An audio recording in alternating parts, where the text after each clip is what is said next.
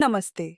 मैं हूं सौम्या और मैं अंकेश कुमार मौर्य के लिए कार्य करती हूं और आज मैं आपको उनके शोध भारतीय पुरातात्विक प्रशासन से जुड़ी एक घटना के माध्यम से यह समझाने जा रही हूं कि कैसे धोलावीरा जैसे ऐतिहासिक स्थल पर पुरातत्वविदों की भूमिका एक वैज्ञानिक अन्वेषक से अधिक एक नौकरशाही सेवक की बन जाती है। घटना उस दिन की है जब गुजरात के तत्कालीन मुख्यमंत्री नरेंद्र मोदी और भाजपा नेता प्रमोद महाजन की धोलावीरा आगमन की खबर से खुदाई स्थल पर अफरा तफरी मच गई। वर्षों से बेकार पड़ा हेलीपैड फिर से सजाया गया।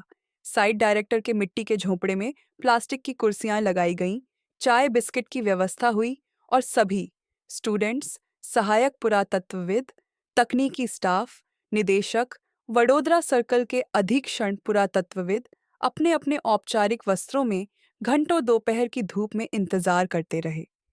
जब नेताओं का हेलीकॉप्टर उतरा तो मोदी गुलाबी चेक वाले कुर्ते और बुल्गारी चश्मे में और प्रमोद महाजन सफेद कुर्ता पायजामे में अपनी अपनी टोली और ब्लैक कैट कमांडोज के साथ बाहर आए। उन्हें माला पहनाई गई, लेकिन दौरे का मुख्य उद्देश्य था पंडित दीनदयाल नगर का उद्घाटन, जो कि भुज भूकंप के बाद सांसद निधि से बनाए गए पुनर्वास गांव के रूप में प्रचारित किया गया था। गांव के किनारे एक बड़े पंडाल में करीब 3,000 ग्रामीणों की मौजूदगी में नेताओं ने भाषण दी। राष्ट्रवाद और सरस्वती सभ्यता के गौरव पर जोर दिया गया।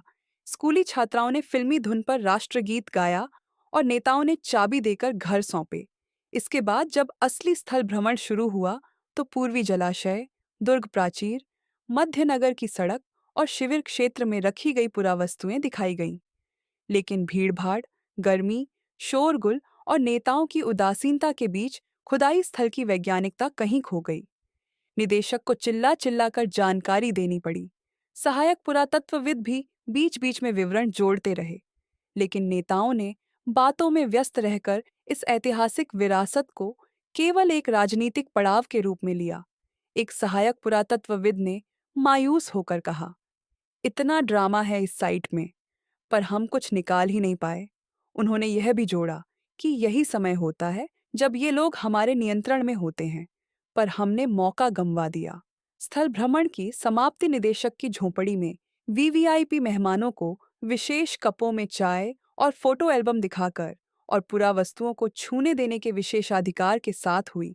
दीवारों पर बड़े फोटोग्राफ सजाकर एक अस्थायी संग्रहालय जैसा दृश्य रचा गया और अंत में एक सामूहिक फोटो खिंचवाकर इस साइट टूर का अंत हुआ, जिसे खुद एएसआई स्टाफ एक राजकीय रस्म की तरह अंजाम देता है।